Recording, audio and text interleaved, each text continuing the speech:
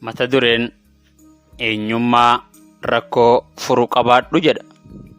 Egaan kabajamtoota dhaggeeffattoota keenya, har'a seenaa ajaa'ibaa tokkoon gurra isin buusuuf jedha. Godina Harargee lixaa keessatti ajaa'iba dargaggoo kaayyoo qabu tokkoon hojjetameen gurra isin buusa. Dargaggoon kun akka lakkoofsa warra Awurooppaanotaatti bara 1999 abbaa isaa Sheek Yusuf Ahmad. Abbaa koo yaa duski, abbaa koo yaa ergo, abboo yaa gateena.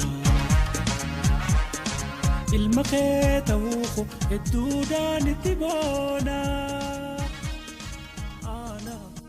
Fi harmee isaa addee Aashaa Adam Alii irraa dhalate.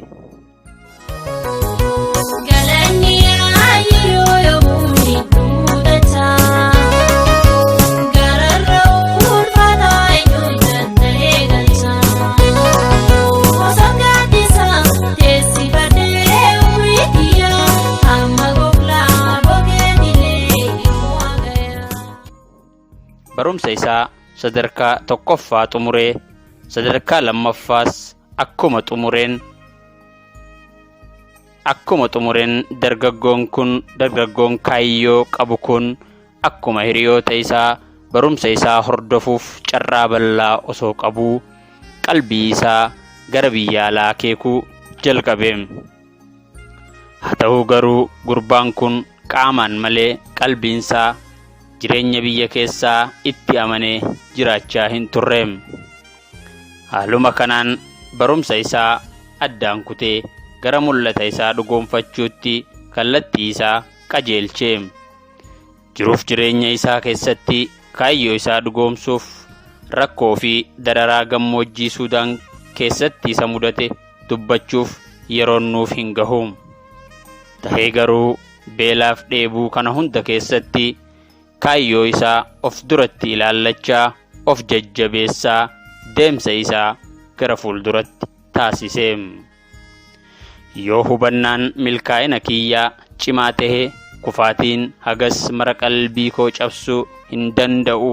Kufaatiin qaama jireenyaa keessaa isa tokko waan ta'eef erga kufnee booda amannee ofitti fudhannee kufaatii keenya akka muuxannootti itti fayyadamuun abshaalummaadha jechuudhaan waan hunda obsee.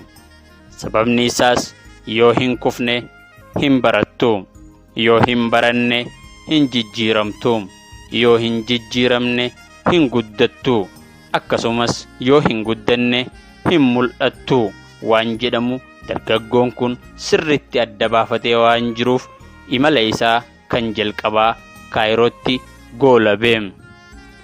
Turtii yeroo muraasaa booda ammas xiyyeeffannaa isaa gara ardii Awurooppaatti akeekee rakkoo fi dararaa beelaa fi dheebuu hedduu booda bishaan baharaa irraa bu'ee yaada isaa lammaffaa galmaan gahate. Haa ta'u garuu yaadni isaa lammaffaa guutamus kaayyoon isaa ganamaa hirriiba isa dhoowwatee madda milkaa'inaa kan ilmi namaa addunyaa kanarratti uumameef tokko of duuba deebi'ee yaadate. Haadha isaa.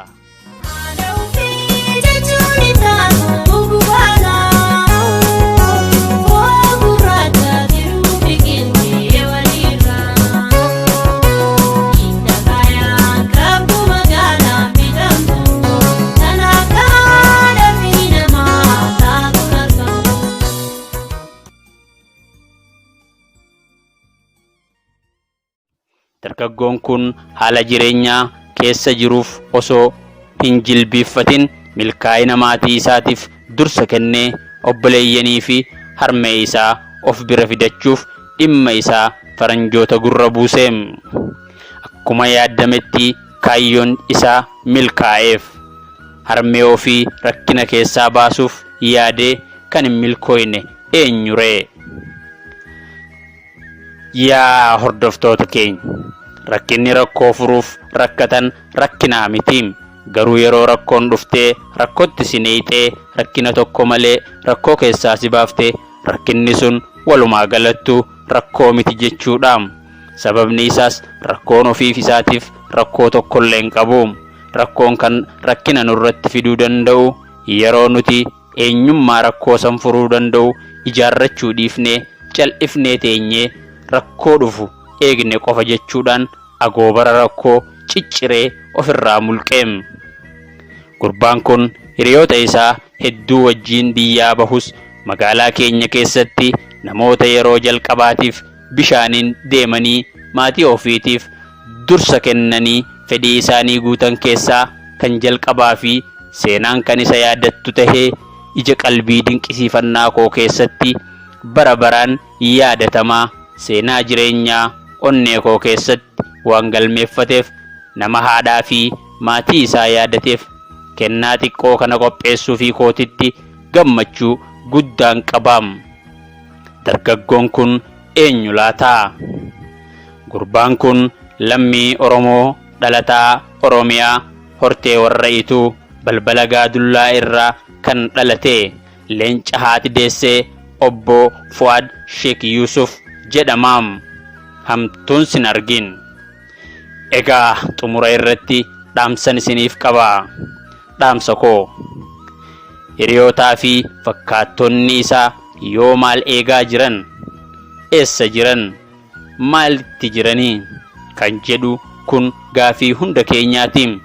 Dhugaa dubbachuuf obbo Fuad hiriyootaa fi fakkaattota akka isaa hunda anallee dabalatee zeeroon nu baay'isee jiraam.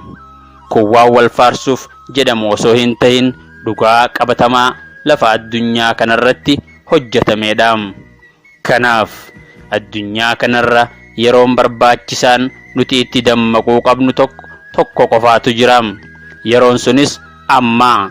Sababni isaatis yeroon barbaachisaan kaleessa yoonin siin jedhe sheenaa malee of duuba deebitee itti fayyadamu waan hin dandeenyeef. Akkasumas yeroo barbaachisaan boru yoonin siin jedhe guyyaa har'aatti fayyadamuu dhiiftee boruuf shaakaltaam. Kanaaf yeroon barbaachisaan amma caalee waan hin jirreef amma haa fayyadamnu.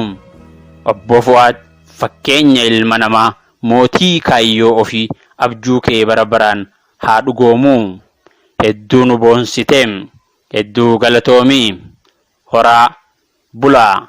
Qopheessaan Singitan Kush Afrikaa 2020. Jennoon kee sirrii murannoon kee haqaa Oromoo boonsitee nutti gootee Oromoo.